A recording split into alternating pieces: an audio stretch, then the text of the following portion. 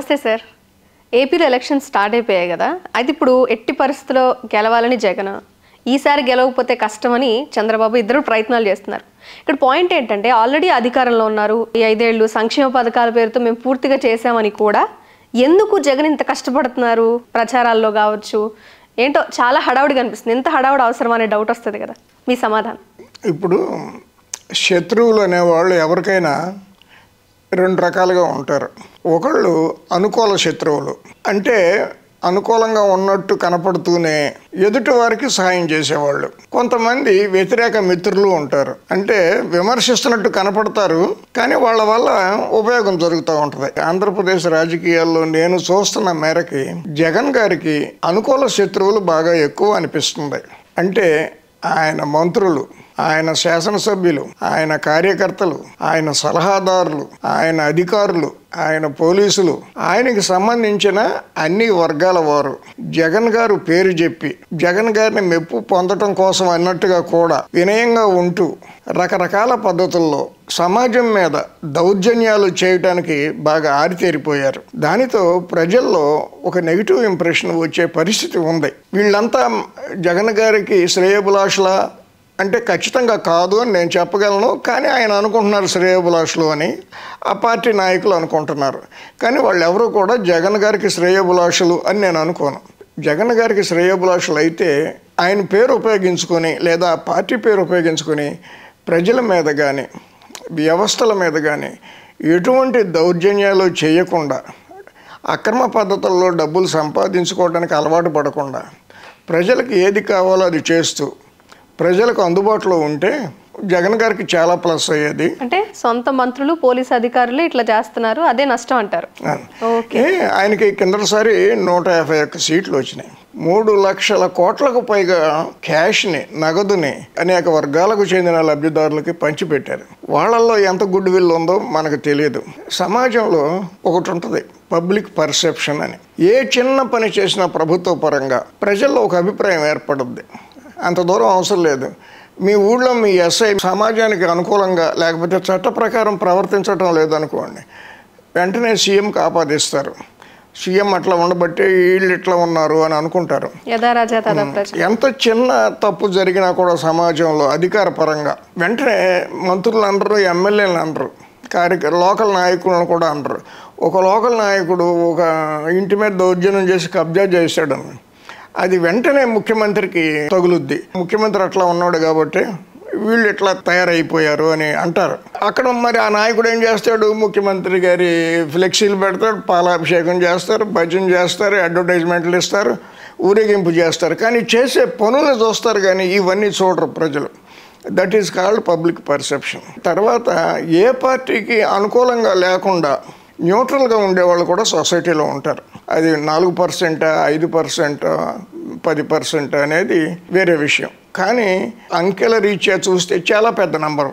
పర్సంటేజ్గా చాలా తక్కువ ఉండొచ్చు, కానీ వాళ్ళు ఏం చేస్తారంటే లాస్ట్ మినిట్ వరకు డిసైడ్ అయిపోరు.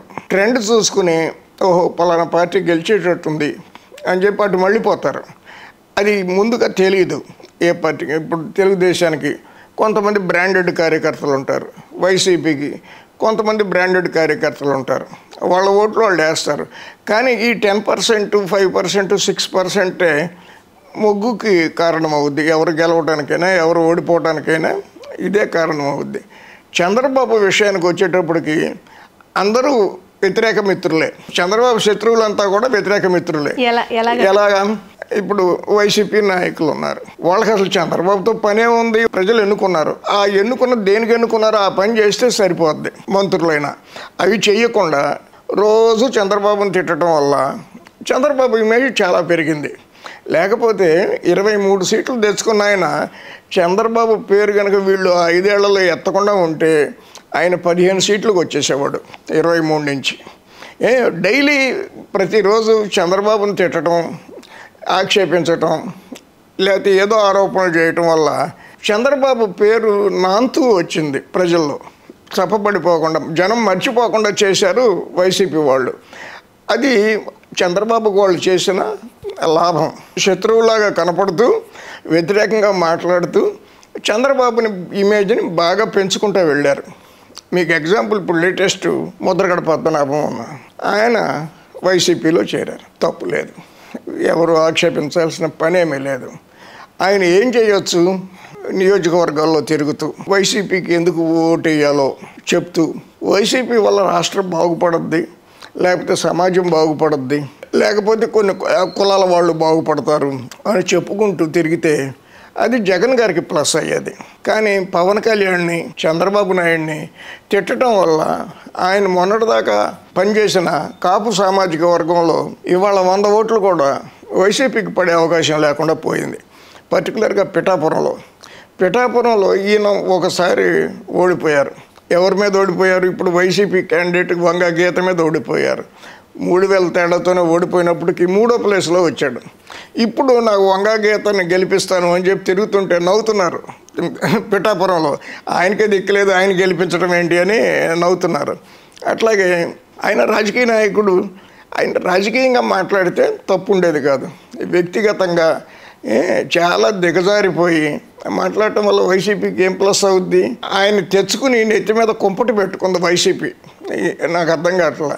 అలా ఈ పరిస్థితులన్నీ ఇప్పుడు గమనించారు జగన్ గారు. ఈ చివరి 4 రోజుల్లో ఇంకా ఎక్కువ ఆలోచిస్తారంటారా? అట్లా అని కాదు, గత నెల రోజులుగా ఆయన చాలా తీవ్రంగా తిరుగుతున్నారు స్టేట్లో. ఈ తిరగటమే కనుక 1 year నుంచి ఆయన మొదలుపెట్టి ఉన్నట్టయితే నో తెలుగుదేశం, నో పవన్ కళ్యాణ్. ఆయన మొత్తం సమయం అంతా అయిపోయే వరకు ఇంటి దగ్గర ఉన్నారు, తాడేపల్లి క్యాంప్ ఆఫీస్లో ఉన్నారు. చివరి నెల రోజులు ఇంత తీవ్రంగా తిరుగుతున్నారు. సిద్ధం కాకపోని ఆయనకి ఆల్టర్నేటివ్ లేదు, తిరుగుతున్నారు. ఆయనకి ఎంత ప్లస్ చేస్తుంది అనేది ఎవరి సందేహాలు వాళ్ళకు ఉన్నాయి. కానీ ఆ పరిస్థితి ఎందుకు వచ్చింది?